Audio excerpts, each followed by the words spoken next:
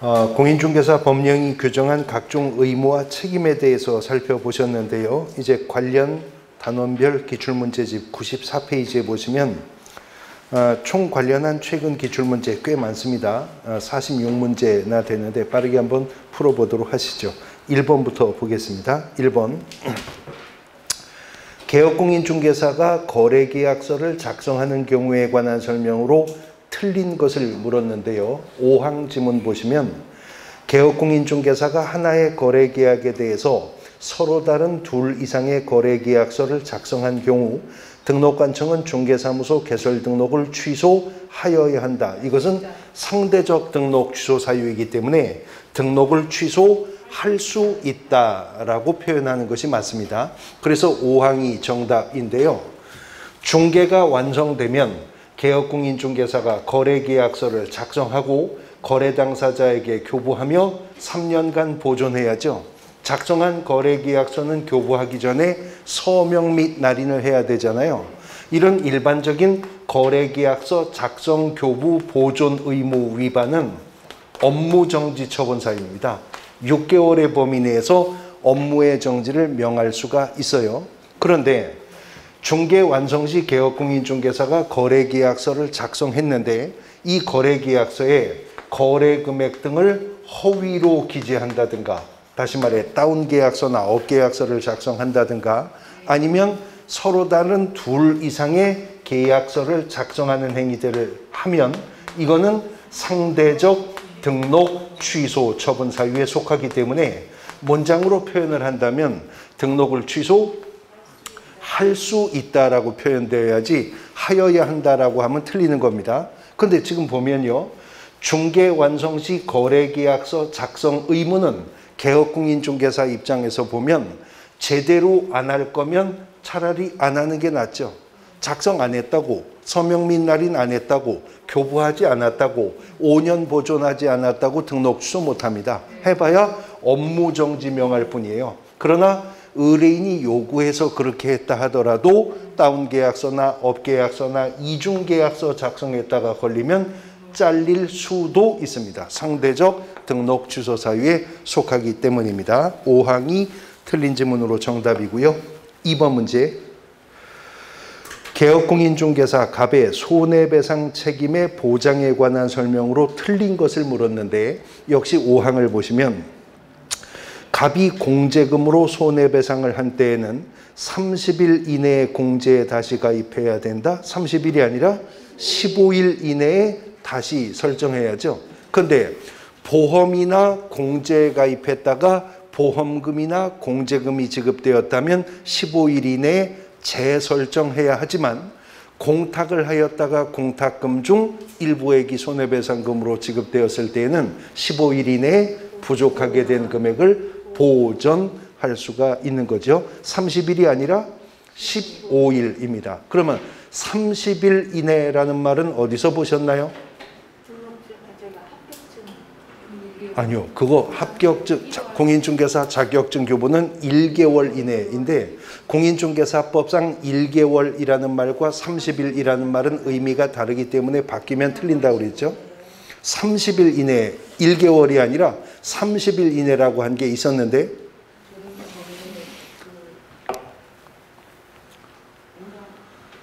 거래정보사업자 지정신청을 받은 국토교통부 장관은 지정의 요건이 적합하면 지정처분에서 지정서 교부해야죠. 그거는 30일 이내에 하도록 했었습니다. 여기는 15일입니다. 5항이 정답이고요. 페이지 넘어가 3번. 제가 이렇게 불쑥불쑥 관련 단원 아닌 부분에 대해서 질문을 드리면서 여러분들이 즉각적인 답변을 할 거라고 기대조차도 안 해요. 예, 그런데도 제가 이렇게 불쑥불쑥 기습적으로 질문을 던지면 그래도 생각해 보려고 머릿속으로 발버둥을 치실 거잖아요. 예, 그러다가 답을 들으면 훨씬 인식이 더 깊숙하게 인식이 되기 때문이니까 답변을 못 하신다고 해서 결코 슬퍼하거나 노여워하시지 말고 그래도 한번 생각해 보려고 이렇게 노력해 보는 머릿속에 생각이 있으셔야 됩니다. 3번. 공인중개사 법령상 개업공인중개사 등의 금지행위에 해당하지 않는 것은 개업공인중개사 등의 금지행위가 몇 가지 있다 그랬어요 지금? 14가지. 아니요. 개업공인중개사 등의 금지행위는 9가지가 있었었잖아요. 해당하지 않는 거. 1항 무등록 중개업을 영위하는 자인 사실을 알면서 그를 통해 중개 의뢰받는 행위 금지되죠. 이 조건은 알면서 악의일 경우에 금지행위가 되고 위반 시 1년 이하의 징역 또는 1,000만 원 이하의 벌금형입니다. 근데 2항을 보시면 부동산 매매를 중개한 개업공인중개사가 해당 부동산을 다른 개업공인중개사의 중개를 통하여 임차한 행위, 이것이 금지행위냐 하는 문제는 공인중개사법 33조 1항에 9가지 금지행위가 있죠. 그 중에 6번째 이런 말이 있어요. 의뢰인과 직접 거래하거나 거래 당사자 쌍방을 대리하는 행위를 금지한다. 근데 이게 지금 의뢰인과 직접 거래했느냐? 아니잖아요.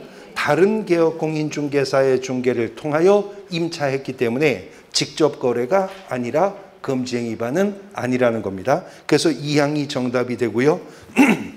3항 의뢰인과 직접 거래는 금지행위죠. 3년 3천간은 금지행위예요.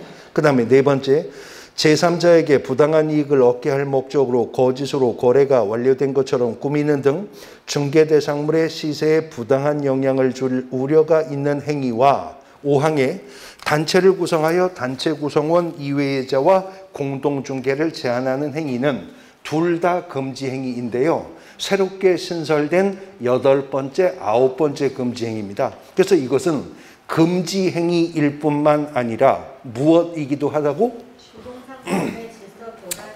부동산 거래 질서 교란 행위에도 속하는 거기 때문에 이런 4항이나 5항을 한 자를 신고 고발하면 포상금도 지급받을 수가 있는 겁니다. 2항이 정답이고요. 4번 문제. 부동산 거래 정보망 설치 운영할 자로 지정받기 위한 요건의 일부이다. 괄호에 들어갈 내용으로 옳은 것은 박스 안에 문장을 메꾸어서 온전한 문장 만들어 보는 건데, 첫 번째 문장. 부동산 거래 정보망에 가입 이용 신청을 한 누구? 개업공인중개사. 왜냐하면 부동산 거래 정보망은 개업공인중개사 상호 간 정보교환 체계니까요. 그 개업공인중개사가 500명 이상이어야 되는 거죠. 근데 그 500명 이상의 구성 분포는 어떻게?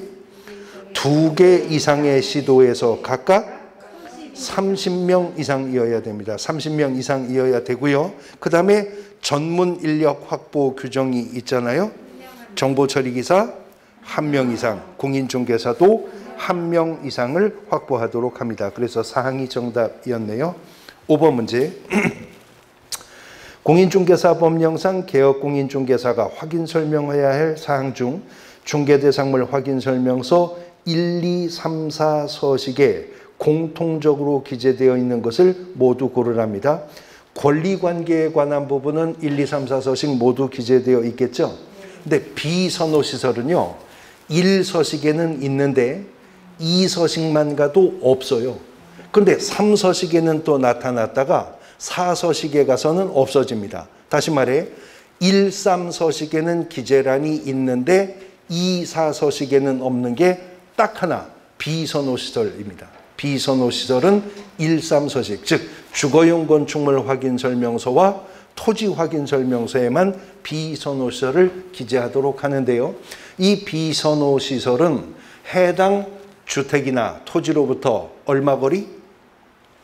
1km 이내입니다. 확인 설명서에 1km라고 되어 있기 때문에 1km 이내에 비선호시설을 확인해야 된다. 비선호시설과 관련해서 또 틀린 지문으로 출제 자주 되는 것 중에 하나가 비선호시설은 개업공인중개사가 이전 의뢰인에게 자료 요구하여 확인한 사항을 기재한다. OX?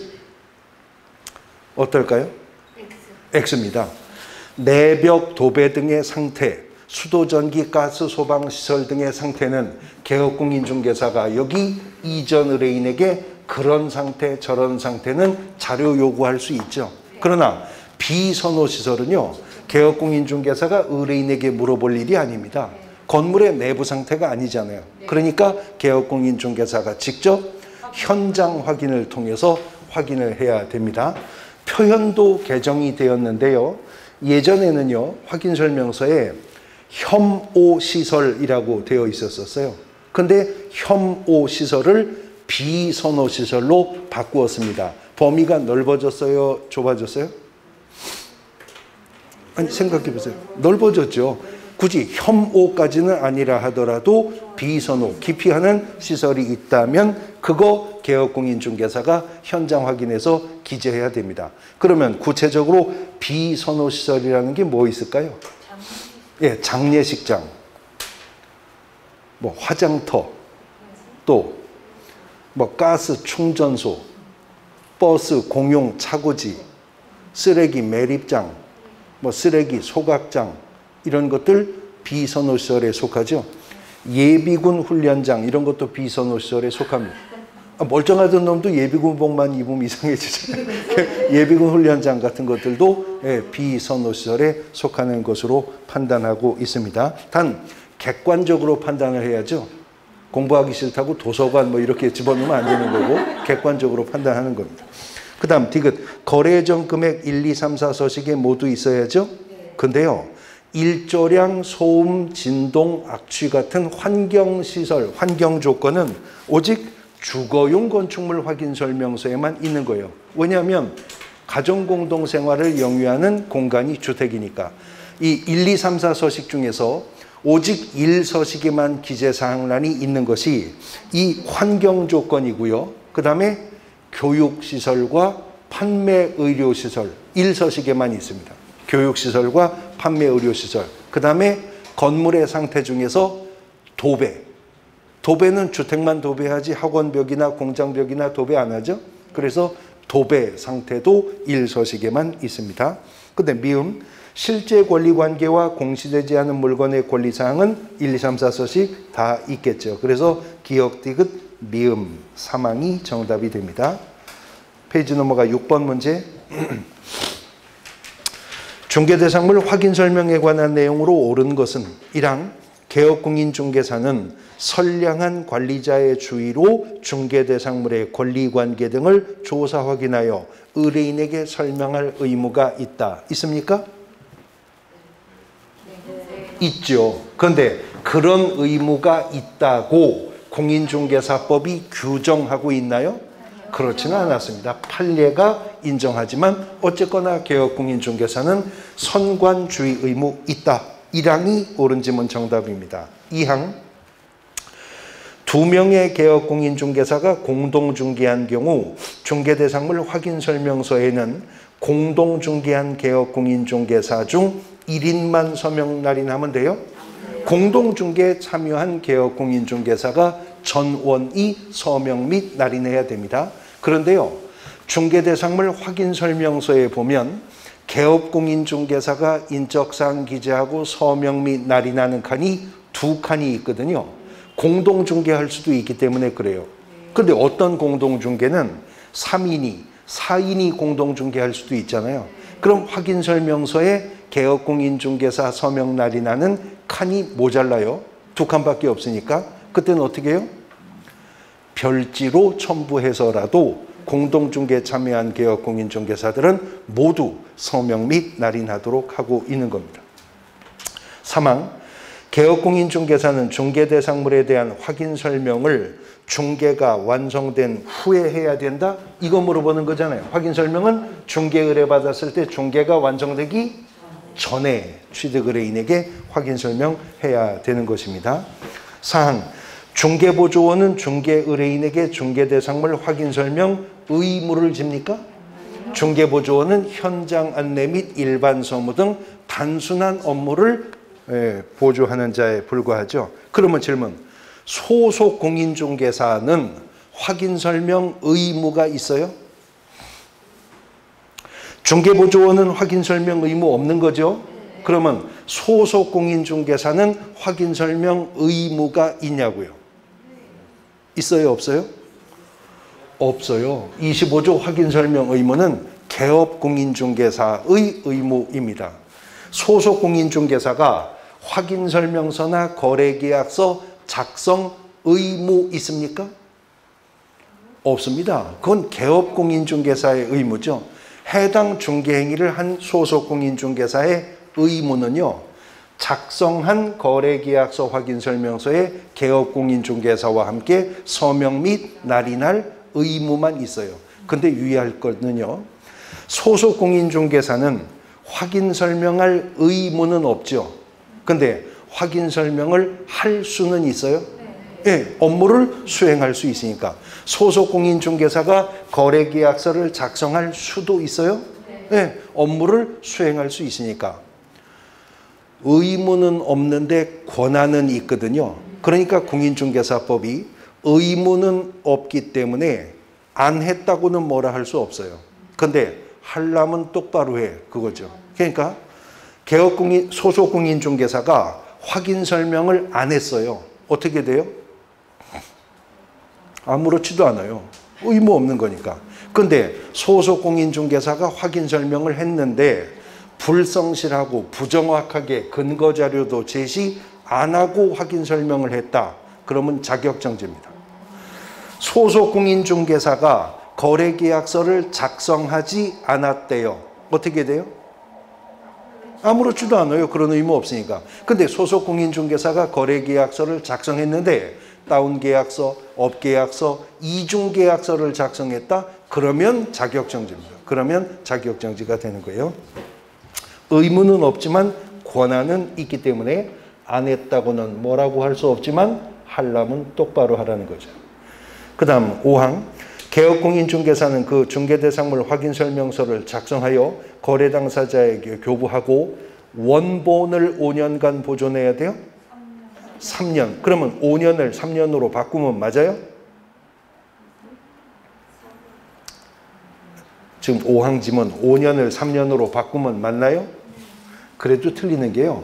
원본을 꼭 보존해야 되는 거 아니고 원본, 사본 또는 전자문서를 3년간 보존해야 됩니다. 언제나? 항상? 아니라고 그랬잖아요. 공인전자문서센터에 보관된 경우에는 예외가 또 인정된다고 했었죠. 1항이 옳은 지문 정답입니다. 7번. 금지행위에 관한 설명으로 옳은 것은 1항.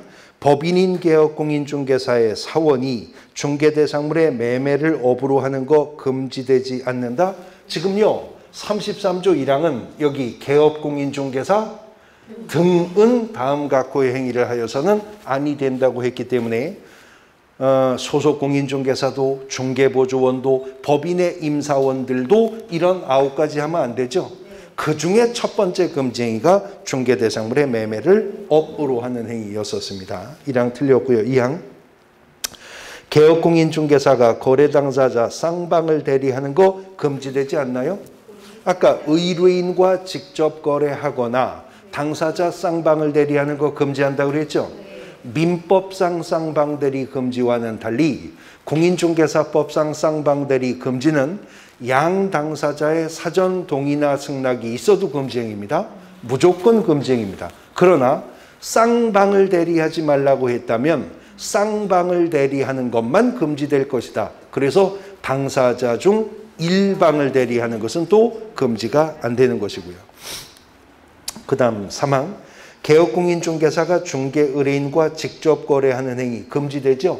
행정형벌 3년 3천인데 심지어 대법원 판례에 따르면 의뢰인의 대리인이나 의뢰인의 수임인과 개업공인중개사 등이 직접 거래하는 것도 의뢰인과 직접 거래한 금지행위라고 보고 있습니다. 3항이 정답입니다. 4항. 법인인 개업공인중개사의 임원이 의뢰인과 직접 거래하는 것 금지되지 않는다. 개업공인중개사 등이기 때문에 임원도 사원도 금지행위 반하면 안 되죠. 5항. 중개보조원이 의뢰인과 직접 거래하는 것은 금지되지 않는다. 개업공인중개사 등 속에는 보조원도 들어가죠. 예, 그래서 3항이 옳은 지문 정답입니다. 8번 문제. 계약금 등의 반환채무 이행 보장에 관한 설명으로 틀린 것을 물었고요. 4항 지문을 보시면 개업공인중개사는 거래 당사자에게 공인중개사법에 따르는 공제사업을 하는 자의 명의로 계약금 등을 예치하도록 권고할 수 없다. 지금요, 여기 예치 명의자에는 일단은 개업공인중개사가 들어가죠. 그리고 개업공인중개사 외에 예치 명의자가 될 수 있는 자를 대통령령이 6 정했었습니다. 그 중에 금융기관이 있죠. 그리고 공제사업을 하는 자 있었었어요. 예, 그 다음에 신탁업자 있었었죠. 최신관소 있었었죠. 우체국 예금보험에 관한 법률상에 보험회사 있었었죠. 그리고 예치 전문 회사도 예치 명의자가 될 수 있답니다. 공제사업을 하는 자의 명의로 예치되는 거 가능한 거죠. 사항이 정답이 되겠네요. 9번 문제 페이지 넘어가. 중개의뢰인 갑은 자신 소유의 X부동산에 대한 임대차 계약을 위해 개업공인중개사 을과 전속중개계약을 체결했다. X부동산의 기존 임차인 병, 저당권자 정이 있는 경우에 을이 부동산 거래 정보망 또는 일간신문에 공개해야 하는 중개대상물의 정보를 모두 고른 것은 전속중개계약을 체결했다면 의뢰인이 공개하지 말 것을 요청하지 않는 한 의뢰받은 중개대상물에 대해서 정보망 또는 일간신문에 정보 공개해야죠. 언제까지? 7일 이내 정보 공개하는데 권리자의 인적사항은 공개 금지였었잖아요. 그러니까 병의 성명, 정의 주소 공개하면 안 돼요. 근데 문제는요, 부동산에 대한 임대차 계약을 의뢰받았다 그랬죠. 임대차일 경우에는 공시지가는 공개하지 할 수 있다. 생략 가능합니다. 그러나 X부동산의 1조 소음 진동의 환경 조건에 관한 문제는 공개해야 되겠죠? 예, 리을 1항이 정답입니다. 10번. 무주택자인 갑이 주택을 물색하게 매수하기 위해 개업공인중개사 을과 일반 중개계약을 체결하고자 합니다. 이 경우에 표준서식인 일반 중개계약서에 기재하는 항목을 모두 고른 것은 그랬는데 지금 집을 사겠다는 거죠. 그러면 살 집을 이제 찾아 나서야 될 판이니 소유자나 등기 명의는 아직은 안 나오는 거죠. 매물이 아직 확정이 안 돼 있으니까 희망 지역과 취득 희망 가격은 기재되어야 되겠고요. 거래 규제 및 공법상 제한 사항은 전속중개계약서나 일반중개계약서에 기재하는 사항이 아니고 거래계약서에 기재되는 사항도 아닙니다. 토지용과 공법상 이용 제한 거래 규제는 어디에 기재할 사항이에요? 확인설명서에 기재하죠. 1서식에 기재합니다. 2서식에 기재하고요. 3서식에도 기재하지만 4서식, 임목, 공장재단, 광업재단 확인설명서에는 토지용계 공법상 이용제한 거래규제 기재란이 없어요. 1, 2, 3서식에만 기재란이 있어요. 그러나 확인설명서 1이나 2나 3서식을 작성한다 하더라도 임대차 계약과 함께 작성한다면 생략할 수 있는 부분이기도 한 것입니다. 그래서 니은과 디귿 3항이 정답입니다. 11번. 개업공인중개사 갑의 중개대상물 확인설명에 관한 내용으로 틀린 것을 물었는데요. 사항 지문을 보시면 갑은 임대 의뢰인이 중개대상물의 상태에 관한 자료 요구에 불응한 경우에 그 사실을 중개대상물 확인설명서에 기재할 의무가 없나요? 기재해야죠. 근데 확인설명서 기재하기 전에 먼저 해야 될 일이 있다는 거예요. 예, 취득 의뢰인에게 설명을 하고 그 다음에 확인설명서에 기재도 해야 됩니다. 사항이 정답입니다. 12번. 확인설명서 2서식 비주거용 건축물에서 개업공인중개사 확인설명사항으로 옳은 것을 모두 고른 것은 기업 단독 경보용 감지기 설치 여부는 세부 확인사항이다 그랬는데 지금 2서식 물어보는 거잖아요. 소방의 단독 경보용 감지기 설치 여부는 1서식 주거용 건축물 확인설명서에 기재하는 겁니다. 2서식 소방에는요. 소화전과 비상벨의 설치 여부를 기재하는 거고요. 자, 단독 경보용 감지기 설치 여부는 확인 설명서 몇 서식에 기재한다고요? 1서식에 기재하는 건데요. 아파트일 경우 포함 제외? 제외죠. 왜냐하면 아파트는 기본 소방 설비가 되어 있으니까요. 그 다음에 니은 내진 설계 적용 여부는 기본 확인 사항이다. 그렇죠. 주거용 건축물이든 아니면 비주거용 건축물이든 내진 설계 적용 여부와 내진 능력은 모두 기재해야 되는데 요게 몇 해 전에 포항 지진이 있었죠. 예, 곧 지진 나고 나서 들어온 부분이거든요. 그러면 내진 설계 적용 여부와 내진 능력은 무엇으로 확인할 수 있나요? 이 건물이 내진 설계가 적용된 건물인지 뭐로 확인할 수 있죠? 흔들어 봐요. 네, 건축물 대장으로 알 수 있도록. 그래서 건축물 대장도 그때 바뀐 거예요. 건축물 대장도 바뀌어서 이제 건축물 대장에 내진 설계된 건물인지도 기재하도록 되어 있는 겁니다. 그 다음에 디귿 실제 권리관계 또는 공시되지 않은 물건의 권리사항 세부 확인사항이다. 방금 전 기출문제에서도 1, 2, 3, 4서식에 다 있는 내용이라고 나왔었잖아요. 그 다음에 리을 환경 조건은 세부 확인사항이다. 방금 전 문제에서도 설명했어요. 1조 소음 진동은 오직 어느 서식에만? 1서식에만 있다고. 그러면서 제가 설명도 했었네요. 1서식에만 있는 것은 1조 소음 진동 환경 조건뿐만 아니라 또 뭐가 있다고? 지난주도 아니고 지난 시간도 아니고 방금 전에 말씀을 드렸는데 오직 1서식에만 기재하는 게 또 있는데 교육시설과 판매의료시설 1서식에만 있다고 했고 또 도배 상태. 그렇죠. 도배. 예, 예, 도배. 커봐요 하니까 되잖아요. 예, 도배도 오직 1서식에만 기재사항이 있다고 했었습니다. 니은과 디귿 사망이 정답입니다.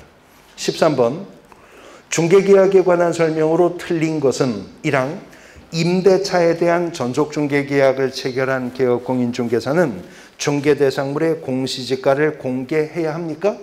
공시지가는 공개하지 아니할 수 있다고 했습니다. 1항이 정답입니다. 14번 손해배상 책임 보장에 관한 설명으로 틀린 것을 물었는데요. 1항 개업공인중개사 등이 아닌 제3자의 중개행위로 거래 당사자에게 재산상 손해가 발생한 경우에 그 제3자는 이 법, 다시 말해 공인중개사법에 따르는 손해배상 책임을 져요? 아니요. 그럼 무슨 법에 따라요? 민법에 따라 손해배상 책임을 지게 되겠죠. 민법은 채무불이행이나 불법행위로 인한 손해배상 책임의 일반적 규정을 두고 있으니까 1항이 정답입니다. 페이지 넘어가 15번 개업공인중개사 등의 금지행위에 관한 설명으로 틀린 것을 물었는데요. 4항 개업공인중개사가 중개의뢰인과 직접 거래하는 행위를 금지하는 규정은 효력규정이다.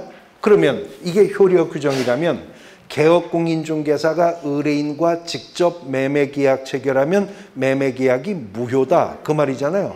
아닙니다. 예, 단속규정이지 효력규정은 아닙니다. 그러면 개업공인중개사가 의뢰인과 직접 거래하면 안 되죠. 직접 거래한 개업공인중개사는 어떻게 된다고? 3년 이하의 징역 또는 3천만 원 이하의 벌금형에 속합니다. 근데 개업공인중개사가 의뢰인과 직접 거래했다면 입장을 바꾸면 그 개업공인중개사와 직접 거래한 의뢰인이 있겠네요. 그 의뢰인은 어떻게 돼요? 아무렇지도 않다는 것입니다. 아무렇지도 않아요. 개업공인중개사가 법정된 중개보수 한도액을 초과하는 금품을 받으면 안 되죠. 받았으면 그 개업공인중개사 어떻게 돼요? 1년 이하의 징역 또는 1,000만 원 이하의 벌금형이잖아요. 그럼 받았으면 준 놈이 있을 거 아니에요. 준 놈은 어떻게 돼요? 아무렇지도 않다는 겁니다. 무등록 중개업 하지 말라고 그랬잖아요. 그럼 무등록으로 중개업을 했다면 무등록 중개한 알선 의뢰인들이 있죠. 의뢰인들은 어떻게 돼요? 아무렇지도 않다는 겁니다. 이거 공동정범으로 처벌할 수 없다는 게 다 판례의 입장이었었던 것이죠. 사항이 정답입니다. 16번 박스 안에 문장을 메꾸어서 온전한 문장을 만들어 보죠. 첫 번째 문장, 다른 약정이 없다면 전속중개계약의 유효기간 3개월입니다. 두 번째 문장, 거래정보사업자는 지정을 받은 날로부터 운영규정 승인 언제까지? 3개월 이내에 운영규정 정해서 승인받아야죠. 세 번째 문장, 개업공인중개사는 보험금, 공제금, 공탁금으로 손해배상했다면 15일 이내에 다시 가입하거나 공탁이면 부족분 보존해야죠. 그 다음 마지막 문장, 등록관청은 업무정지의 범위 안에서 그랬는데 업무정지의 범위는 얼마죠?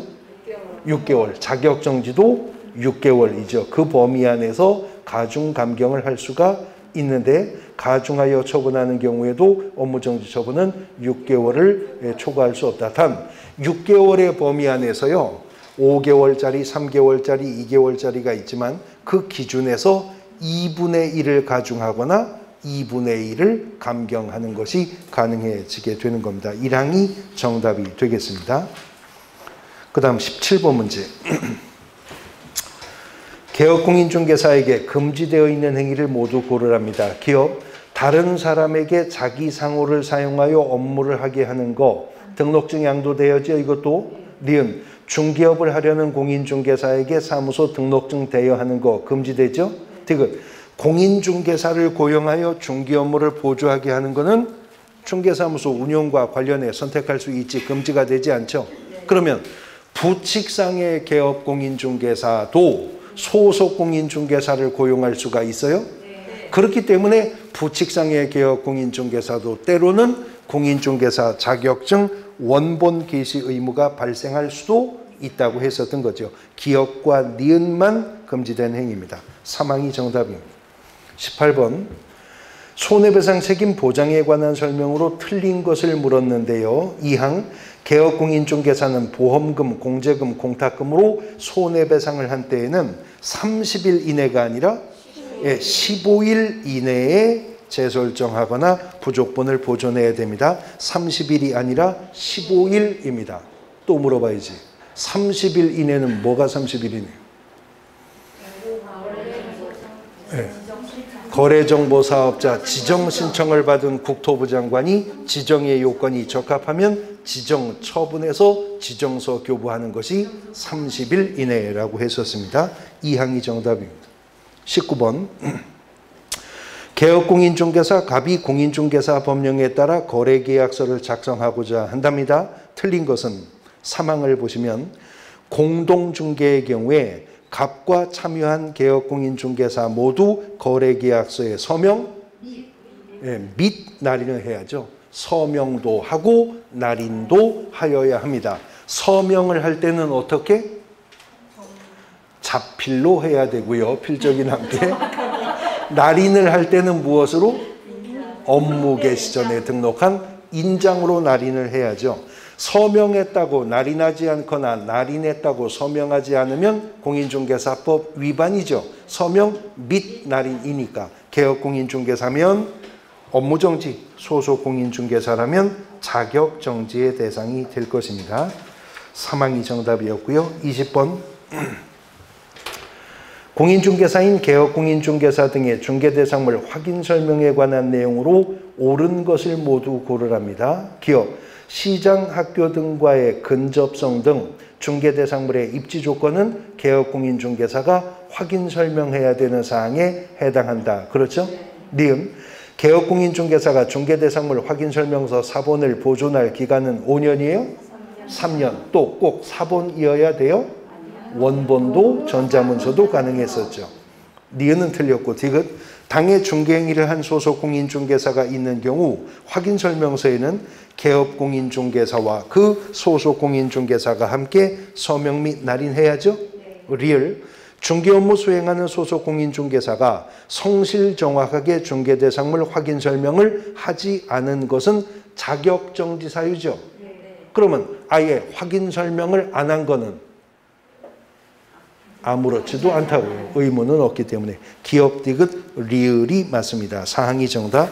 21번 주거용 건축물 확인설명서 작성 방법에 관한 설명 중 틀린 것인데요. 틀린 거 5항 아파트를 제외한 주택의 경우에 단독 경보형 감지기 설치 여부는 개업공인중개사의 세부 확인 사항이다.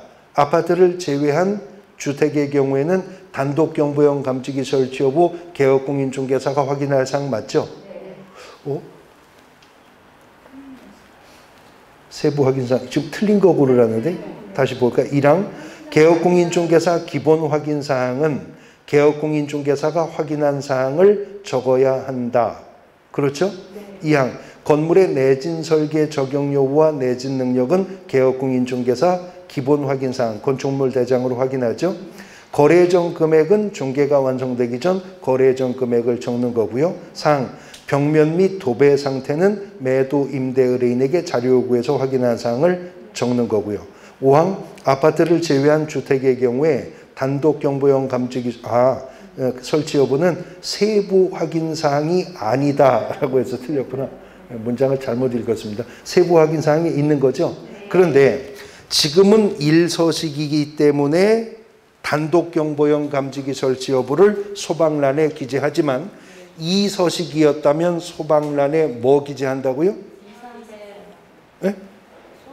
소하전과 비상벨 설치 여부입니다. 1서식은 단독 경보형 설치, 감지기 설치 여부, 2서식은 소하전과 비상벨 설치 여부입니다. 22번 개업공인중개사의 금지행위에 해당하지 않는 것인데요. 사항 법인 아닌 개업공인중개사가 중개대상물 외에 건축자재 매매를 업으로 하는 행위.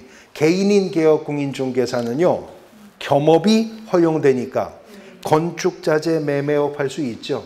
뭐 지물포를 운영할 수도 있고 문구점을 운영할 수도 있는 겁니다. 개인인 개업공인중개사는 사항이 정답입니다. 23번 개업공인중개사가 토지의 확인설명서 기재할 사항에 해당하는 것은 모두 몇 개인가? 토지 확인설명서는 서식번호 몇 번? 3번인데요. 비선호시설 있어요? 네, 아까 제가 1.3서식에는 있는데 2.4서식에는 없는 게 비선호시설이라고 했었죠. 근데 일조량 환경 조건은 어디에만 있다고? 1서식에만 있습니다. 그 다음에 관리주체 유형은요. 건물이 있어야 관리주체가 있잖아요. 1, 2서식에 있을 뿐이지 3서식에는 있을 리가 없죠. 그 다음에 공법상 이용제한 거래규제사항은 아까 1서식에 있고 2서식에 있고 3서식에 있는데 4서식에만 없는 게 토지이용계획과 공법상 이용제한 거래규제라고 했습니다. 접근성 등의 입지 조건도 있는 거죠. 그래서 일조량과 관리주체를 제외한 나머지 3개입니다. 3항이 정답입니다. 24번 거래계약서 작성 등에 관한 설명으로 옳은 것 1항 국토교통부 장관이 지정한 표준거래계약서 양식으로 거래계약서를 작성해야 한다. 그런 표준서식이 있기는 합니까? 아직 정해져 있지 않습니다. 2항 작성된 거래계약서는 거래 당사자에게 교부하고 3년간 보존인가요? 5년간 원본, 사본, 전자문서로 보존해야죠. 3항 거래계약서를 보존기간 동안 보존하지 않은 경우 등록관청은 등록을 취소할 수 있다. 여기 작성 의무, 교부 의무, 보존 의무 위반은 다 뭐라고? 업무정지 처분 사유일 뿐이지 그 이유로 등록 취소 못합니다. 4항 중개대상물 확인설명서 교부일자는 거래계약서 기재사항 아닌가요? 필수 기재사항의 8번째 기재사항이 확인설명서 교부일자였었죠. 5항 분사무소의 소속 공인중개사가 중개행위를 한 경우에 그 소속 공인중개사와 분사무소 책임자가 함께 거래계약서에 서명 및 날인해야 된다. 주사무소였었다면 대표자와 당해 중개행위를 한 소속 공인중개사가 함께 서명 및 날인하는 것이고요. 5항이 정답입니다.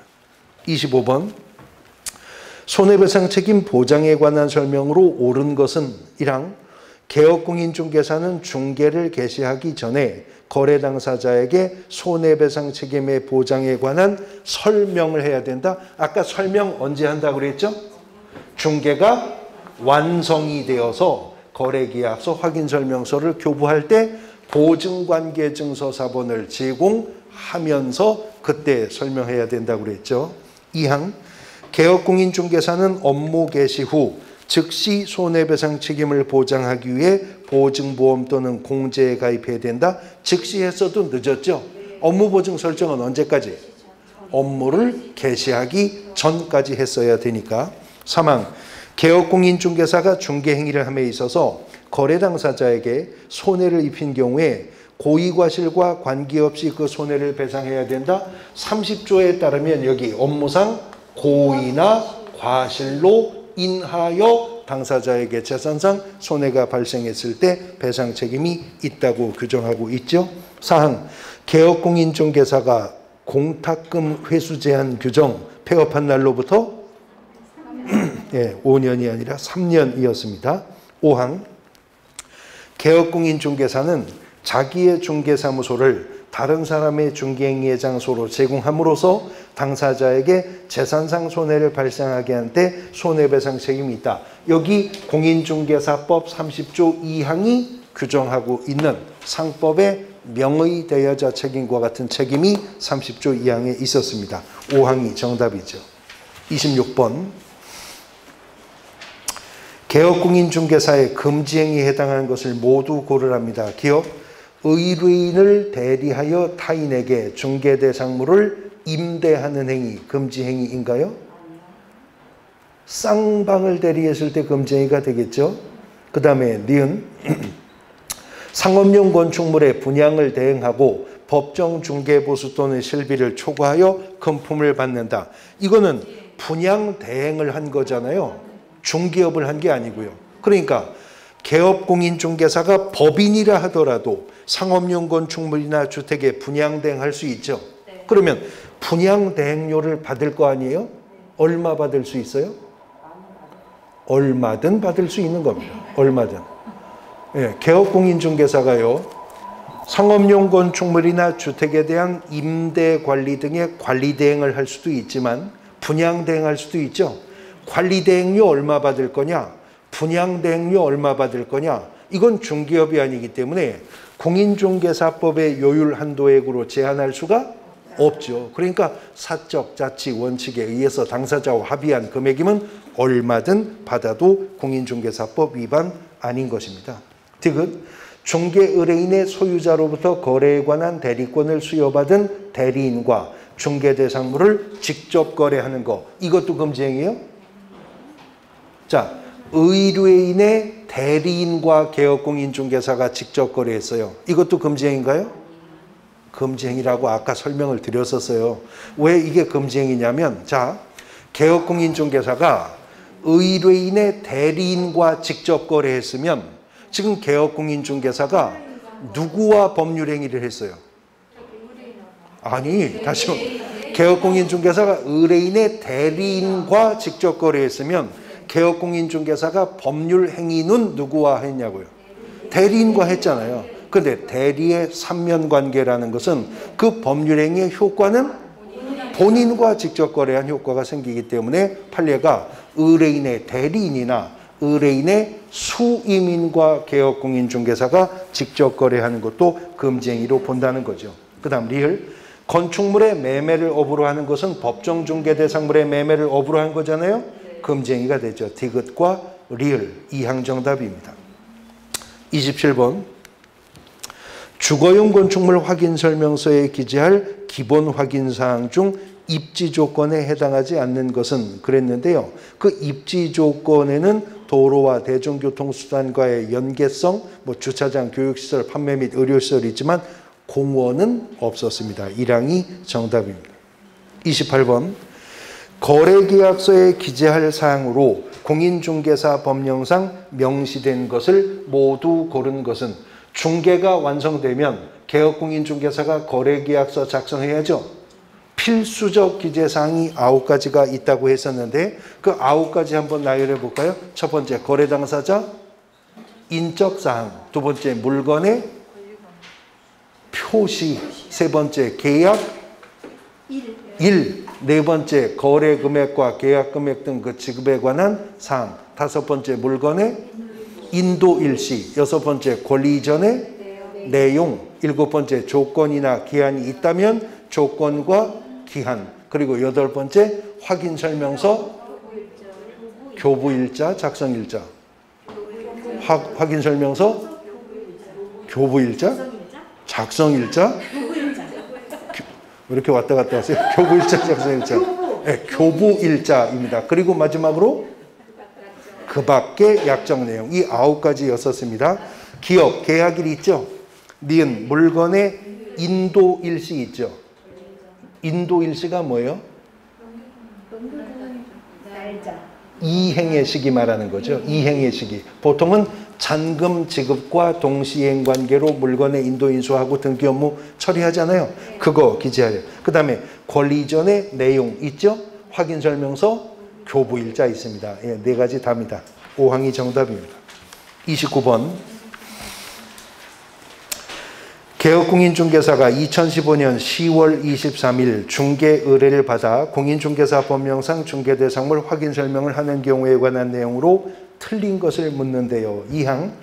개업공인중개사가 성실정확하게 중개대상물 확인 설명을 하지 않으면 업무정지인가요? 500만 원 이하의 과태료 처분 사유입니다.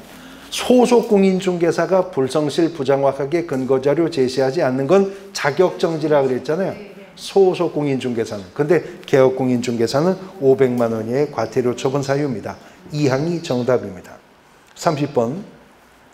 손해배상 책임 보장에 관한 설명으로 옳은 것을 모두 골라볼게요. 기업, 지역농업협동조합이 부동산 중개업을 하는 때에는 중개업무 개시하기 전에 보장금액 1,000만 원 이상의 보증을 보증기관에 설정하고 증명서류가 주어 등록관청에 신고합니까?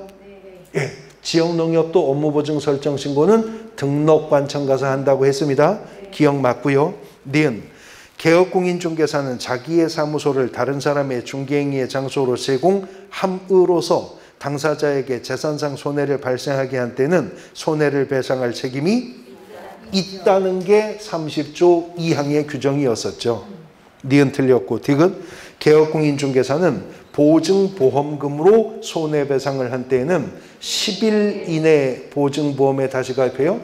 15일 이내에 재설정하면 되는 거죠. 그러면 10일 이내 하는 건 뭐 있어요? 이건 뭐 많아요. 골라 잡아도 돼요. 10일 이내 하라는 거는. 네? 그건 2년이 되기 2개월 전까지인데요. 네. 10일 이내 하라는 거. 고용관계 종료신고. 고용관계가 종료된 날로부터 10일 이내 고용관계 종료신고 하래죠. 또 중개사무소 이전 신고, 이전을 한 때 10일 이내 이전 신고 하래죠. 근데 그 10일, 20일은 열흘 안에 그 뜻이잖아요. 열흘 안에. 근데 등록관청이 등록상, 휴폐업 신고상, 고용인의 고용신고상, 고용관계 종료신고상, 분사무소 설치신고사항을요, 공인중개사협회에 통보해 주도록 하고 있어요. 언제까지? 다음 달 10일까지. 근데 그 10일은요, 기간으로서의 10일이 아니라 날짜로서의 10날입니다. 그러니까 10일도 다 똑같은 10일이 아니에요. 무슨 10일 말하는지도 또 보면서 구분해 두셔야 되는데 여기는 15일 이내였었습니다. 기억이 하나 옳았네요. 1항이 정답입니다. 33번. 개업공인중개사 등의 금지행위에 그에 대한 벌칙의 연결이 옳은 것은 그랬는데 지금 여기요. 33조에 9가지 금지행위가 있다고 했었죠? 1항에. 그리고 2항에 5가지 금지행위가 있다고 했었죠? 그런데요. 33조 1항의 9가지 금지행위 중에서 1호, 2호, 3호, 4호까지가 1년 1천이고 그러면 몇 개 남았어요? 금지행위가. 14개 중에 4개가 1년 1천 가고 14개 중에 4개가 1년 1천 갔으니 10개 남았죠. 나머지는 다 3년 3천 간다고 보시면 됩니다. 그러면 당사자 쌍방대리 3년 3천이죠. 중개대상물 매매를 업으로 하는 건 첫 번째 금지행위라고 그랬잖아요. 1년 1천. 그 다음 관계법령에서 양도가 금지된 부동산 분양과 관련 있는 증서의 매매를 업으로 하는 거 7번째 금쟁이죠. 3년 3천. 그 다음에 사례 명목으로 보수실비 초과액 금품 받는 거 3번째 금쟁이거든요. 1년 1천 갑니다. 기억과 니은만 맞습니다. 1항이 정답입니다. 32번. 비주거용 건축물 중개대상물 확인설명서 작성 방법 틀린 것을 물었는데요. 사항, 중개보수는 실제 거래 금액을 기준으로 계산하고 협의가 없으면 부가가치세가 포함된 것으로 본다. 중개대상물 확인설명서에 보면 부가가치세는 별도로 징수될 수 있습니다 라고 하는 유의사항이 있습니다. 그 말은 부가세는 제외된 것으로 보는 거죠. 포함이 아니라. 그래서 사항이 정답입니다. 33번. 중개계약에 관한 설명 틀린 것을 물었는데요. 이 항을 보시면 전속중개계약을 체결한 개업공인중개사 정보망에 중개대상물의 정보를 공개할 때 권리자의 주소 성명을 공개해야 돼요? 인적사항은 공개하지 하여야 한다가 맞습니다. 아니 할 수 있다도 틀립니다. 공개가 금지되는 거니까요. 이 항이 정답입니다. 34번. 중개대상물 확인설명서 작성에 관한 설명으로 옳은 것은 1항 개업공인중개사는 중개가 완성되어 거래계약서를 작성하는 때 확인설명사항을 서면으로 작성하여 그 서면이 뭐라 그랬어요? 여기 확인설명서 말하는 거죠? 지금 거래계약서가 아니고 확인설명서 말하는 거예요. 확인설명서 작성하여 당사자에게 교부하고 확인설명서 사본 얼마? 3년. 원본도 되죠? 전자문서도 되고 5년이 아니라 3년. 1항 틀렸고 2항. 개업공인중개사는 중개대상물의 상태에 관한 자료 요구에 매도 의뢰인이 불응하면 그 사실을 매수 의뢰인에게 설명하고 확인설명서에 기재도 해야 되죠. 2항이 옳은 지문 정답이었겠습니다. 3항. 확인설명서에는 개업공인중개사가 서명 및 날인했어야죠. 이미 틀렸고요. 4항. 공동중개의 경우에 중개대상물 확인설명서에는 참여한 개업공인중개사 중 1인이 서명 및 날인하면 돼요? 모두 서명 및 날인해야 됐었습니다. 5항. 중개가 완성된 후 개업공인중개사가 중개대상물 확인설명서를 작성하여 교부하지 아니한 것만으로 중개사무소 개설등록 취소 사유에 해당됩니까? 확인설명서든 거래계약서든 작성, 교부, 보존 의무 위반은 업무정지, 서명 및 날인 의무 위반도 업무정지입니다. 35번. 비주거용 건축물 확인설명서 서식번호 몇 번? 2번이요. 작성 시 개업공인중개사의 세부 확인사항이 아닌 것은 그랬습니다. 벽면 및 균열의 벽면의 균열. 아까 도배는 일서식만 있다 그랬죠. 근데 벽에 금 갔는지 물 새는지는 주택벽도 공장벽도 학원벽도 다 중요하잖아요. 벽면은 이서식에도 있고요. 승강기 유무 있죠. 근데 주차장 유무는 기본 확인사항 안에 있는 부분입니다. 그래서 3항이 정답이고요. 비상벨 유무. 아까 소방이 일서식이었다면 단독 경보형 감지기 설치 여부 기재한다 그랬죠. 근데 지금은 이서식이니까 소방에 비상벨과 또 뭐 있다고? 소화전 설치 여부 기재합니다. 가스의 공급 방식이 있고요. 3항이 정답입니다. 36번. 손해배상 책임 보장에 관한 설명으로 옳은 것은 1항 개업공인중개사의 손해배상 책임을 보장하기 위한 보증보험 또는 공제가입 공탁은 중개사무소 개설 등록 신청을 할 때 해야 돼요. 자, 이렇게 말하면 업무보증이 공인중개사법상 등록의 기준이다. 그 말하는 거거든요. 아니죠. 업무보증은 등록을 통지받아 개업공인중개사가 되고 나서 언제까지?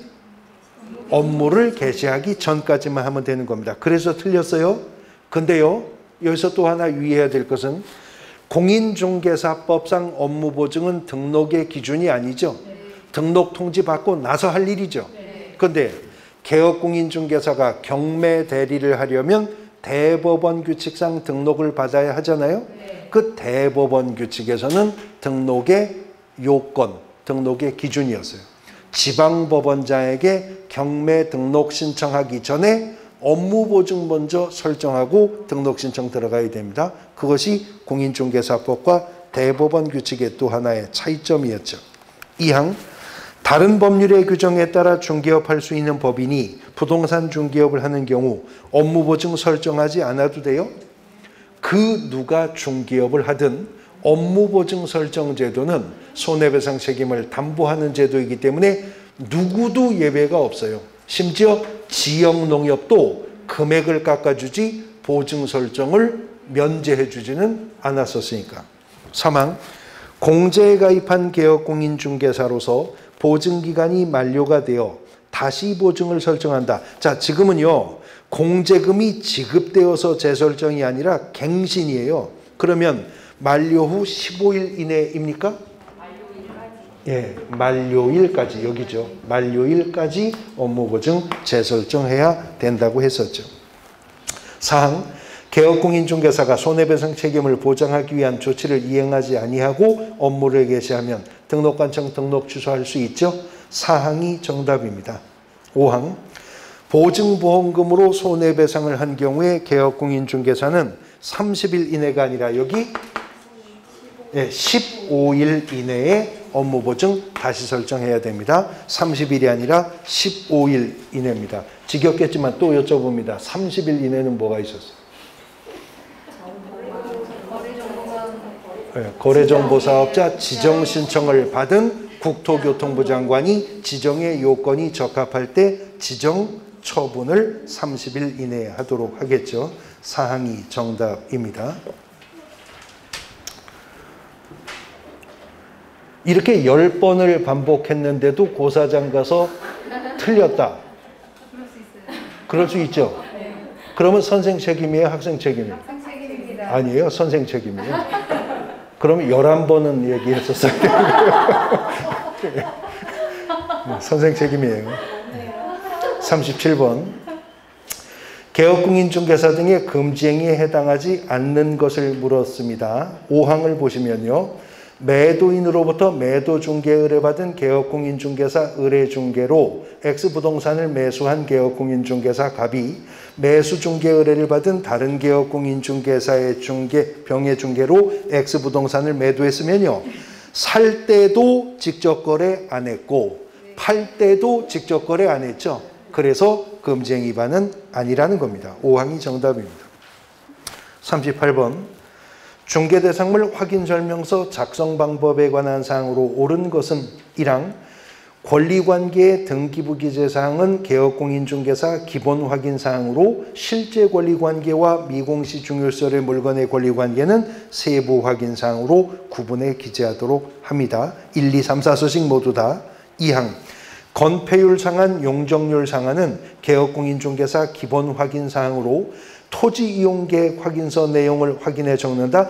토지이용계획 확인서를 발급받아 판독해도요. 거기 건폐율 상한, 용적률 상한이 안 써 있습니다. 그렇기 때문에 건폐율과 용적률 상한은 개업공인중개사가 해당 지역의 시군 조례, 건축 조례를 확인해서 건폐율 60, 용적률 200 이런 거 설명해야 되는 겁니다.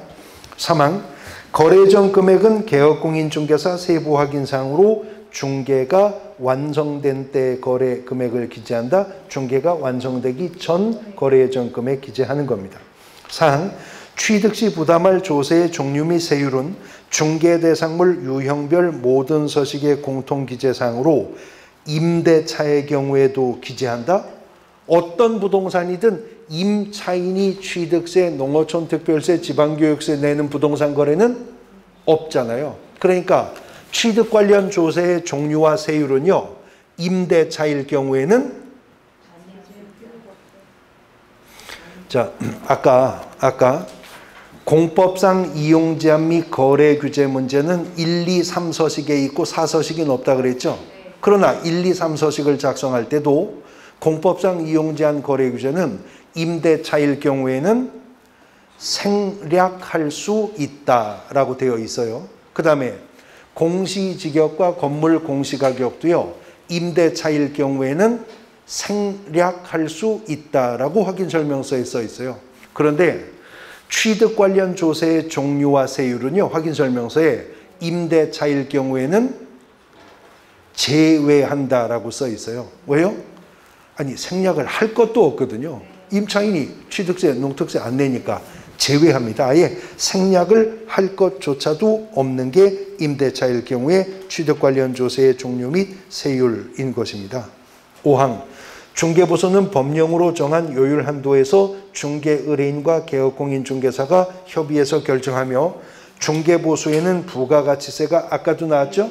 제외된 겁니다. 부가가치세는 별도로 징수할 수 있습니다. 라는 문구가 있기 때문에 1항이 정답입니다.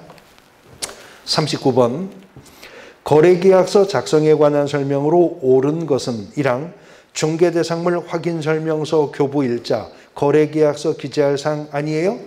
8번째 기재사항이었죠? 2항 당해 중개행위를 한 소속공인중개사도 거래계약서 작성할 수 있어요? 있다 그랬어요. 이 경우에 개업공인중개사만 서명 및 날인하면 됩니까? 소속공인중개사도 함께 서명 및 날인해야 됩니다. 그 다음 3항 거래계약서는 국토부 장관이 정하는 표준서식으로 작성해야 된다? 있지도 않아요. 표준서식이 권장할 수 있다고만 말만 하고 있지. 4항 법인의 분사무소가 설치되어 있는 경우 분사무소에서 작성하는 거래계약서는 책임자가 서명 및 날인하는 거죠. 주사무소면 대표자겠고요. 4항이 정답입니다. 5항 개업공인중개사가 거래계약서 거래 내용을 거짓으로 기재하면 1년 1천 갑니까 여기? 상대적 등록 취소 사유일 뿐입니다. 다운계약서, 업계약서, 이중계약서 쓰는 거 4항이 정답입니다. 페이지 넘어가 40번 개업공인중개사가 중개대상물의 거래계약서에 기재할 사항이 아닌 것은 필수적 기재사항 아닌 거 2항 계약서 보존 기간을 거래계약서에 기재할 필요는 없죠. 단 원본, 사본, 전자문서를 5년간 보존하면 되는 것일 뿐이죠. 41번 공인중개사 법령에 관한 설명으로 옳은 것은 1항 무자격자가 우연한 기회에 단 1회 거래 행위를 중개한 경우에 과다하지 않은 중개보수 지급 약정도 무효다. 판례는 유효하다고 봅니다. 지금 우연히 한 번 했으면 중개를 했어도 업으로 행한 것은 아니기 때문에요. 2항 지역농업협동조합이 부동산 중개업을 하는 때에는 2천만 원이 아니라 1,000만 원 이상의 보증 설정하면 되죠. 3항 손해배상 책임 보장하기 위한 공탁금은 개업공인중개사가 폐업했을 때 회수 제한 기간 5년이 아니라 3년이었죠. 4항 개업공인중개사가 자신의 명의의 중개사무소에 무자격자로 하여금 자금을 투자하고 이익을 분배받도록 하는 것으로도 등록증 대여에 해당합니까? 아니 전에 제가 이런 사례를 설명드렸잖아요. A는 머리가 명석해서 불과 몇 달 만에 공인중개사 시험에 합격하여 자격을 취득했어요. 근데 머리만 좋지 돈은 없어요. 근데 B는 머리는 더럽게 나쁜데 돈은 엄청나게 많아요. 그래서 B가 A한테 너 공인중개사 시험에 합격해서 자격 취득했으니까 내가 사무소 얻어주고 내가 간판 달아주고 내가 인테리어 다 해서 너 중개업 할 수 있게 터전을 마련해 줄 테니 너는 이제 개설 등록하여 중개업을 하고 나는 경영에만 개입해서 회계 업무만 보겠다. 그리고 너하고 나하고 7대3 나누자. 그러면 이게 등록증 양도 대여인가요? 아니라 그랬었죠. 반드시 개업공인중개사가 자기의 자본으로 개설 등록해야 되는 거 아니니까. 근데 B가 중개 업무에 개입을 하면 그게 등록증 양도 대여가 되는 것입니다. 5항 분사무소 1개를 설치한 법인인 개업공인중개사가 손해배상 책임 보장을 위해 공탁만 하는 경우에 총 3억 원 이상을 공탁해야 한다. 5항이 맞죠? 법인은 2억 원 이상의 업무 보증을 설정하는데 분사무소가 추가될 때마다 1억 원 이상씩 추가 설정해야 되니까. 그러니까 특정한 중개법인이 설정할 보증 설정 의무 금액은 기본 요금 2억 원에서 출발하니까 분사무소 숫자 플러스 2억이 그 법인의 업무 보증 설정 금액이죠. 법인이 분사무소 13개 가지고 있대요. 그 법인의 업무 보증 설정 의무 금액은 15억 원 이상 설정해야 됩니다. 그럼 출제자가 법인이 분사무소를 7개 가지고 있는 경우에는 7억 원 이상의 업무 보증을 추가 설정해야 된다. 그렇죠. 추가 설정하는 금액을 물었다면 7억 원 이상이 맞는 거죠. 근데 법인이 분사무소를 7개 가지고 있는 경우 당해 법인이 설정할 보증 설정 의무 금액은 이렇게 나오면 9억 원 이상이 될 겁니다. 5항이 정답입니다. 42번 개업공인중개사는 계약금 등의 대통령령이 정하는 자의 명의로 금융기관 등에 예치하도록 거래 당사자에게 권고할 수 있는데 명의자에 속하지 않는 것. 여기 이 7에 속하지 않는 자가 답이 되겠죠? 보시면 법원 나왔네요. 예, 법원은 예치 명의자가 아니었었습니다. 3항이 정답입니다. 43번 개업공인중개사 등의 금지행위가 아닌 것을 물었는데 5항에 보시면 일방 의뢰인을 대리하는 건 금지행위가 아니라 그랬죠? 쌍방 대리가 금지가 될 뿐이지 당사자 중 일방은 대리할 수 있었습니다. 44번 중개계약과 관련된 설명으로 틀린 것은 3항 보시면요. 주거용 건축물의 중개대상물 확인설명서에서 권리관계와 승강기 유무는 개업공인중개사의 기본 확인사항에 속한다. 승강기 여부의 문제는 세부 확인사항란에 기재할 부분이겠습니다. 45번 주택매매 시 작성하는 확인설명서에 관한 설명으로 틀린 것은 1항 건폐율 상한 및 용적률 상한은 주택법에 따라 기재한다. 아까 뭐로 확인한다고요? 시군 조례를 통해서요. 그 지역의 건축 조례를 통해 확인해야 될 사항이었었습니다. 마지막 46번 확인설명 의무와 관련된 설명으로 옳은 것은 1항 소속공인중개사가 중개하여 작성한 확인설명서에 개업공인중개사가 서명 및 날인한 경우 소속공인중개사는 서명 및 날인하지 않아도 돼요? 함께 서명 및 날인해야죠. 안 하면 그 소속공인중개사 자격정지. 2항 주거용 건물의 구조나 진동에 대한 확인설명 의무 없나요? 있죠. 구조도, 일조도, 소음도, 진동도 확인설명해야 됩니다.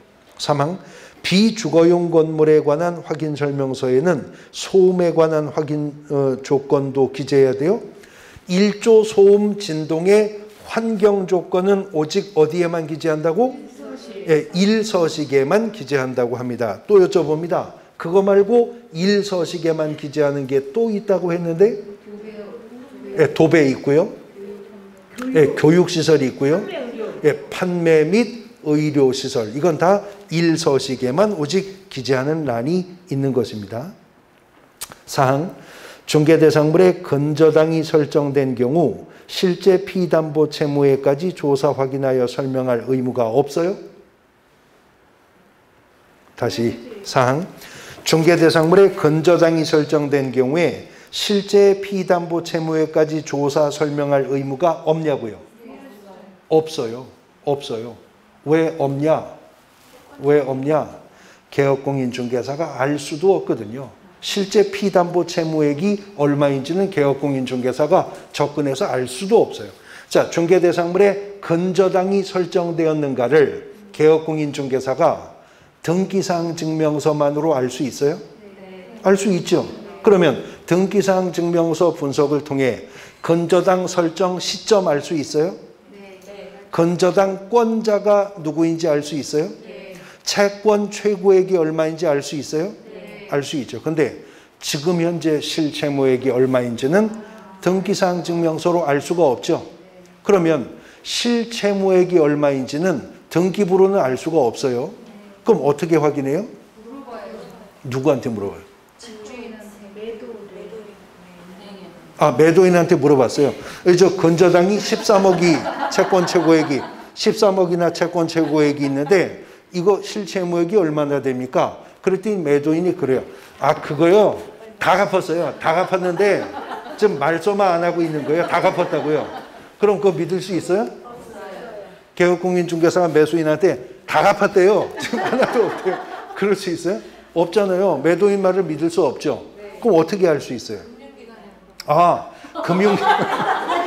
금융기관에 가서 내가 이 물건 의뢰받은 개업공인중개사인데 나는 확인설명 의무가 있으니 피담보채무범위 확인서 하나 떼어주시오. 그 부채증명서 하나 떼어주시오. 은행이 줍니까?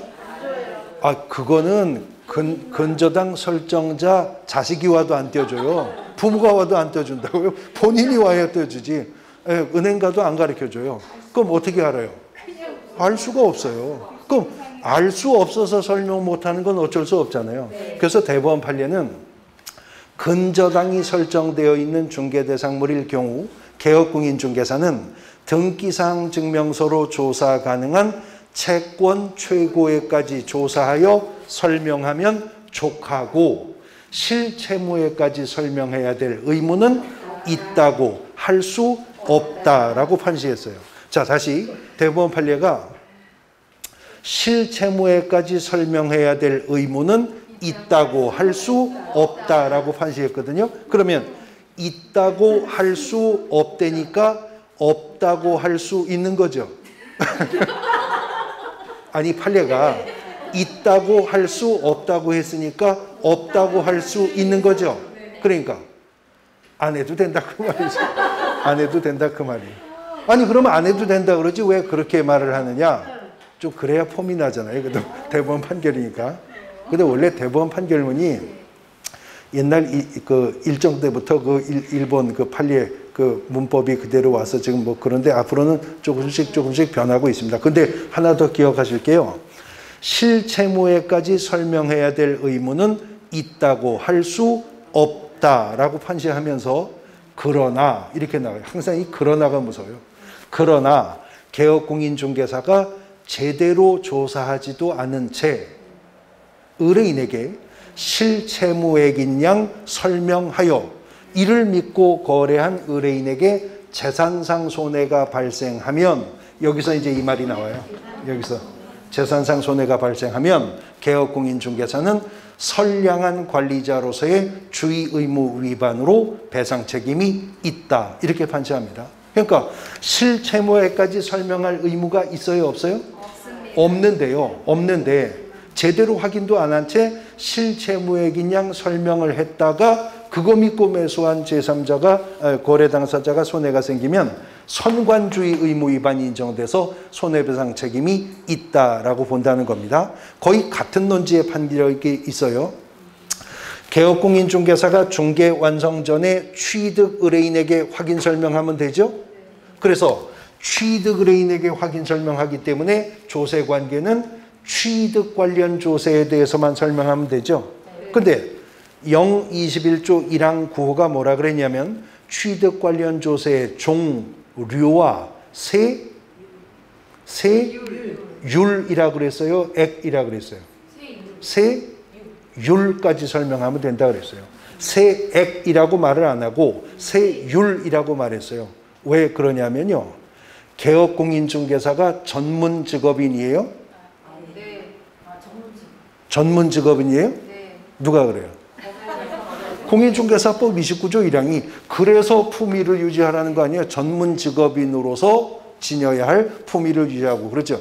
개업공인중개사가 전문 직업인이죠. 근데 그거는 부동산 거래 전문 직업인이라는 거지 공인회계사나 세무사와 같은 세무 전문 직업인은 아닌 거잖아요. 그러니까 개업공인중개사가 세법을 알아요?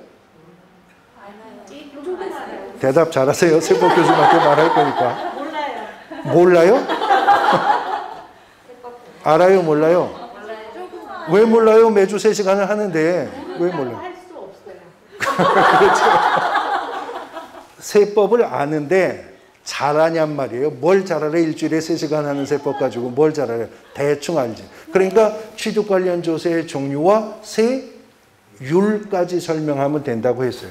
그러면 개업공인중개사가 취득 관련 조세의 세액을 설명하는 것은 공인중개사법 위반입니까? 아니에요.